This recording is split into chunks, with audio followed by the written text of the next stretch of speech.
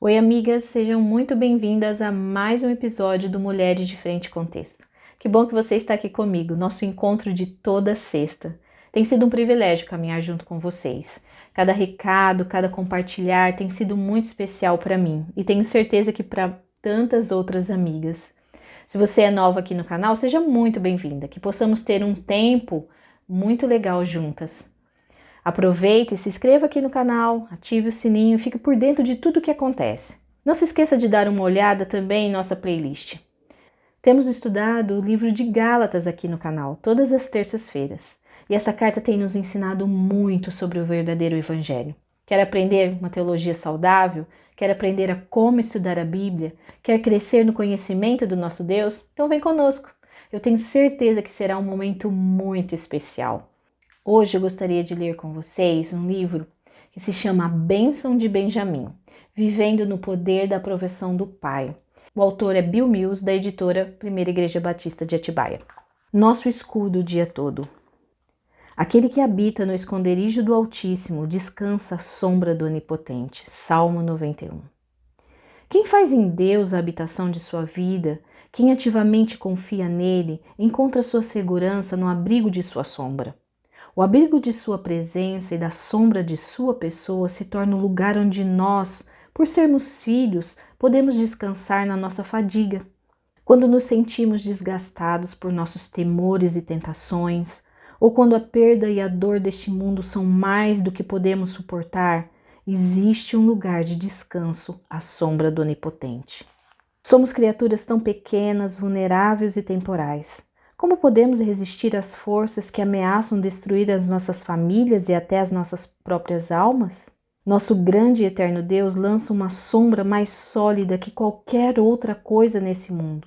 Se pudéssemos entender, mesmo que de modo limitado, essa verdade, que o que Deus nos dá aqui como parte da nossa herança como seus filhos, nós nunca mais nos tornaríamos a ser escravos do medo. Deus é o nosso abrigo. E a sua sombra é o lugar de descanso e proteção para os seus filhos. A fidelidade de Deus, seu compromisso incessante e eterno de cuidar dos seus filhos, torna-se um escudo ao nosso redor. Suas inesgotáveis provisões de bondade se tornam um cinturão de proteção. Estamos tão acostumados aos nossos próprios fracassos, bem como aos fracassos daqueles que nos fazem promessas, que perdemos essa capacidade de confiar. Quanto menos conseguimos confiar, mais vulneráveis ao medo nós ficamos. Mas nós não podemos esquecer. Por causa da fidelidade de Deus, nós não precisamos nos tornar escravos do medo. Salmo 91 também nos diz: Não te assustarás do terror noturno, nem da seta que voa de dia, nem da peste que se propaga nas trevas, nem da mortandade que assola ao meio-dia.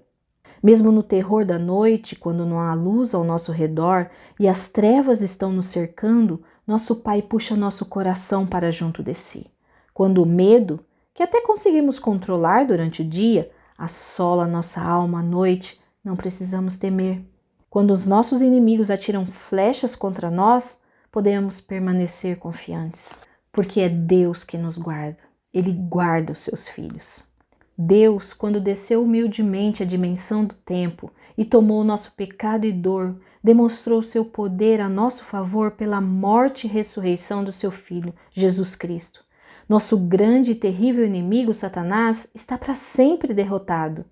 E a boa notícia é que nosso Deus glorioso reina, soberano sobre todas as coisas, e nada e ninguém é capaz de detê-lo. Nós entendemos essa verdade, mas por vezes o nosso coração insiste em duvidar. Será mesmo que Deus nos protegerá do inimigo? Será mesmo que Deus vai nos guardar debaixo das tuas asas? À luz das verdades eternas estudadas no Salmo 91 e em toda a palavra de Deus, quero lhes contar uma história que aconteceu com os meus amigos, Kate e Phil. Nós servimos juntos no ministério. No dia 19 de fevereiro de 2005, seu filho Kevin, de 22 anos, um fuzileiro naval forte e patriótico, foi morto no Iraque, quando estava quase terminando seu segundo turno do serviço nos conflitos da guerra daquela nação. Kevin foi o único membro do seu pelotão morto naquela batalha. Nenhum outro soldado chegou a ser ferido. Mas como resultado do confronto de Kevin com o inimigo, seus companheiros puderam identificar a procedência do ataque. Cada fuzileiro daquele pelotão afirmou que Kevin salvou suas vidas naquele dia. A notícia da morte de Kevin deixou a todos que o amavam arrasados, e sua família ficou atônita de dor pela perda. Kevin era um moço forte e confiável. Ele havia depositado sua fé em Jesus Cristo. Ele era um filho de Deus. Ele conhecia bem as promessas do Salmo 91. Sua mãe orava fielmente por ele, pedindo que Deus o trouxesse de volta em segurança. Agora, à luz das Escrituras, a seguinte pergunta nos assola: será que Deus cuidou de Kevin e o protegeu o dia todo? O escudo cercou Kevin? O que aconteceu? Será que as palavras do Salmo 91 intentam somente criar uma vaga sensação de esperança e encorajamento para os momentos difíceis? Ou serão realidades eternas que ajudam a nossa fé a se fortalecer? Será que podemos crer inteiramente que Deus nos guarda? Pensando nisso, será que podemos realmente crer que Deus nos guarda? Poucos dias depois da morte de Kevin, Phil e Kate receberam um e-mail do primeiro sargento Tom, um dos comandantes da tropa de Kevin. Tony e Kevin haviam estudado juntos na faculdade a matéria de religiões mundiais, tendo completado há pouco tempo a prova final e escrito a tese. A relevância do conteúdo da tese se tornou um presente de Deus para os pais de Kevin naquele dia. Em seu e-mail, o primeiro sargento disse: o motivo principal deste e-mail é contar-lhe que sou um cristão. Seu filho estava cursando a mesma matéria que eu, e antes de sairmos para a missão naquele dia, ele me pediu para que imprimisse sua tese. Mais tarde, executamos a missão, e vocês já sabem o que aconteceu. Ele fez a mesma coisa em sua tese que eu, escreveu seu testemunho. O motivo dele ter me pedido para imprimir sua tese pouco antes da sua missão, a meu ver, foi uma inspiração de Deus. Fiz a cópia da tese e fui lê-la no funeral de domingo. Subi firme ao púlpito, mas comecei a chorar enquanto explicava a situação e li a tese. Desde que a li, muitos têm me pedido a cópia. Ela começou a rodar pelos e-mails militares daqui. Estou anexando-a acompanhado de algumas fotos. Espero que essa tese os conforte pelo fato do nosso Kevin estar no céu e de que um dia iremos vê-lo outra vez. O que havia de tão especial nessa tese a ponto de comover não só o sargento, mas aos outros incontáveis fuzileiros? Por que esse e-mail se alastrou como fogo? Em sua tese, o cabo Kevin citou verdades eternas das Escrituras e a questão central do Evangelho. E nela ele pôde expressar a sua fé em Cristo Jesus e a esperança de um dia estar no céu. O poder do Evangelho e o marcante testemunho desse notável homem de Deus emocionou centenas de fuzileiros, levando-os a ouvir outra vez o chamado eterno de Deus para suas vidas. Mais uma vez em seu funeral, o testemunho de Kevin foi ouvido em alto e bom som, e Deus foi glorificado na vida de Kevin e na sua morte. Saber da fé firme de Kevin no Senhor e da sua liberdade em compartilhar sua fé foi um presente maravilhoso para os seus pais. Eles sabiam que Kevin estava no céu, na presença do seu amado Senhor.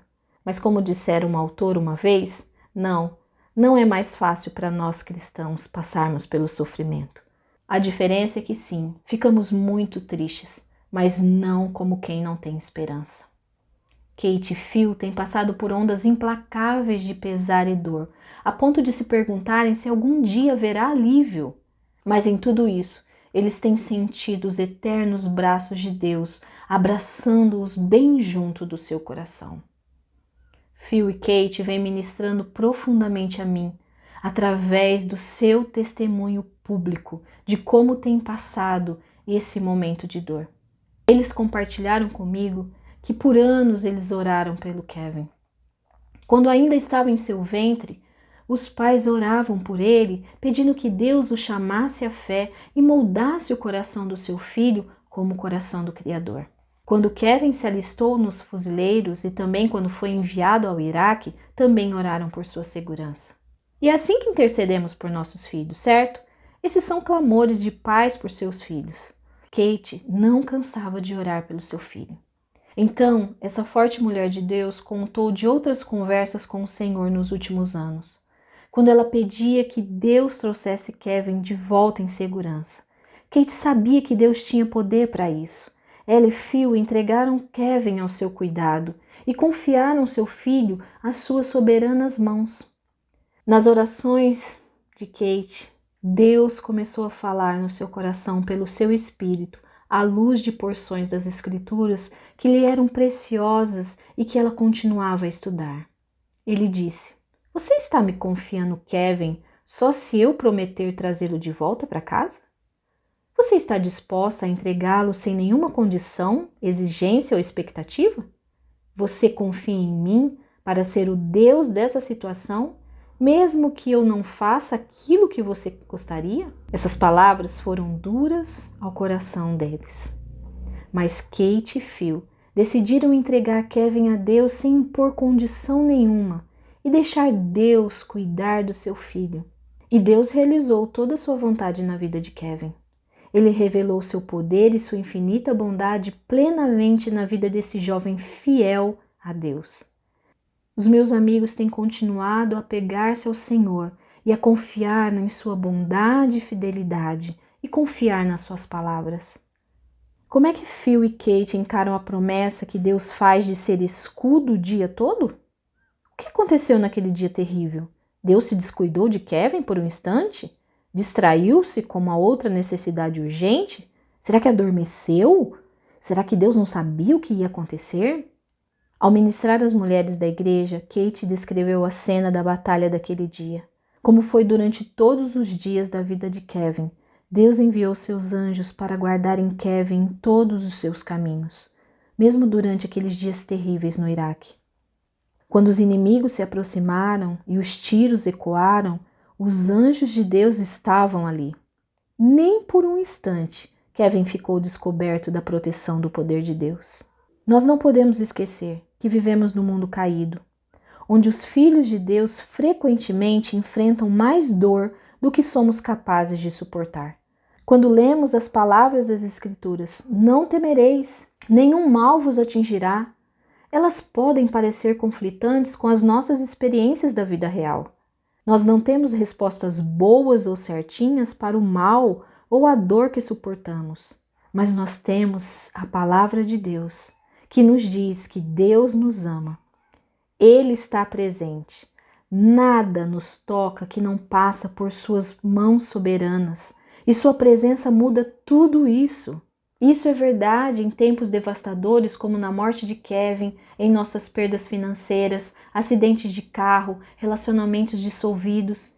Diga a seus filhos que o escudo os cerca o dia inteiro, para que aprendam a andar perante o Senhor em confiança, mesmo quando Deus e sua intervenção não parecem fazer sentido. Quando todos os propósitos de Deus foram realizados na vida de Kevin e sua glória demonstrada no testemunho do coração do rapaz, o propósito maior de Deus começou a aparecer. Era chegado o momento de Deus receber Kevin para si e usar a morte dele para revelar mais plenamente seu nome aos homens e mulheres que se dispusessem a ouvir, e aos anjos que estavam ali observando toda a cena. Então, Deus disse aos anjos que protegiam Kevin naquele momento: abram alas. E o Pai, que desde a eternidade havia amado Kevin, morrendo naquela cruz, por ele, mansamente colocou seus braços amorosos ao redor do Kevin naquele momento e o conduziu ao lar que estava preparado para ele desde a eternidade. Aquele que habita no esconderijo do Altíssimo descansa à sombra do Onipotente. Que incrível!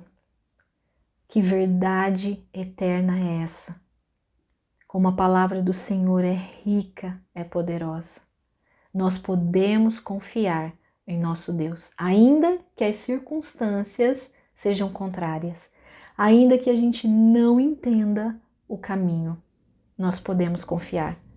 Que possamos cada dia mais confiar nas verdades da palavra de Deus e conhecer o nosso Deus através da sua palavra. Um abraço para todas vocês, até sexta-feira que vem, aqui no Mulheres de Frente com Texto.